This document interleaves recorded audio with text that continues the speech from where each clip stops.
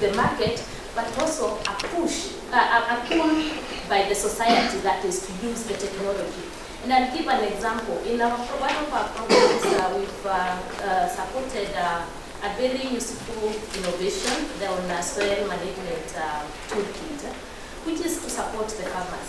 But we realize there is also need of having like the innovators program, that strategies on how they can engage the society for acceptance. Because we may develop very useful technologies, but if these technologies are not utilized by the society, they are not accepted.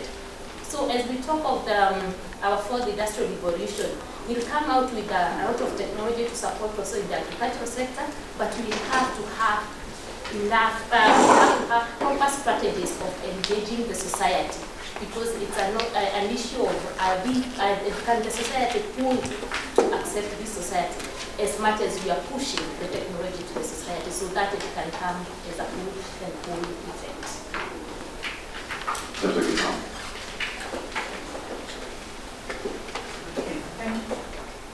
Thank you very much. I may say some very offensive things, so you can forgive me in advance. The first thing I'll say is the elephant in the room is there's a very high cost of poor values and ethics. And I'm relating that to the question about connectivity. In my organization, I have had 9,000 kilometers of fiber for more than 10 years, including to Meru.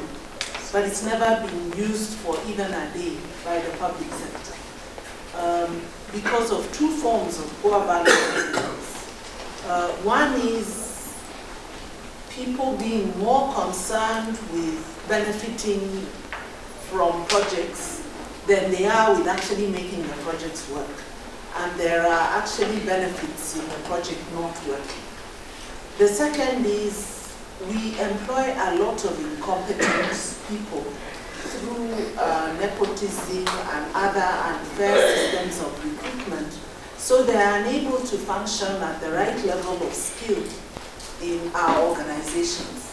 And these are the costs that we are not taking into account when we talk about any of these things, industrialization, education, any of these things. They require people with the right values so that the right thing will be done at the right cost. And I hope somewhere if we break out that we're going to discuss this issue, because I think it's something that needs to be dealt with.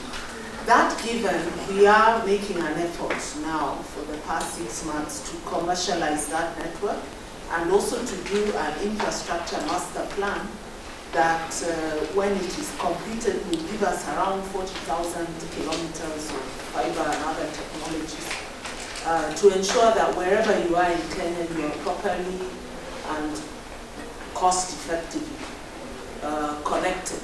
But it's a battle, yeah, because in Kenya, so far, infrastructure projects are a way of making money, not providing service. And unless each of us questions ourselves, because it's no one else who's doing this, it's us, we'll still find that, 10 years later, I hope I'm not telling you the same story, but I'll do my best. There was a gentleman who asked about the work permits. I'm already in conversation with the CEO of the Konza Technopolis that we will allow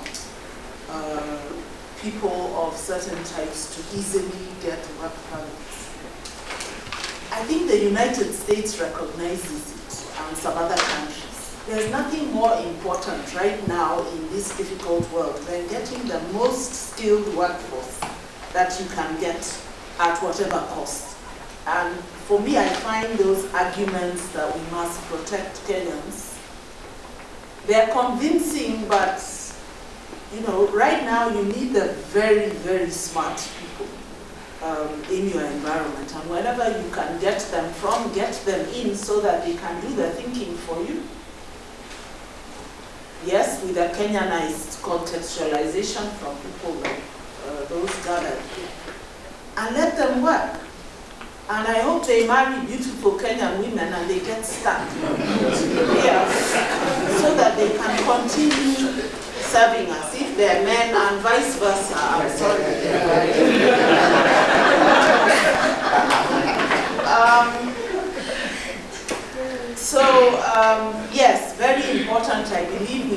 local industry.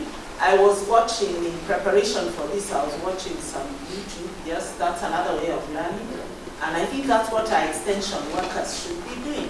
They should be making multilingual videos which the farmers can watch on their phones, in Doluo, in Meru, in all those other languages. That's what we should be doing, because we're too few people who have those skills, but now we have the technology that can make one person effective in 1,000 places or 1,000,000 places at the same time. What was I talking about? I'm going on. Oh, yes. Yes, and they were talking about how the US got the textile technology from UK, because Britain at that time was doing it. I don't know whether it's true, maybe it's fake news, but it was an interesting story. They said there were 2 Americans who had perfect recall. So they're the ones who are sent into the British textile industry because they were not sharing their intellectual property. So those people went back to the US and they remembered exactly how that machine was built and working, and they were able to build that machine. And within a short time, because maybe they had other advantages, they were able to even outstrip the mother country in the textiles. Now, we're going to have very smart, I'm not saying we become evil. I think I've already argued that we should not. But I agree with the person who said we have to innovate in beyond technology.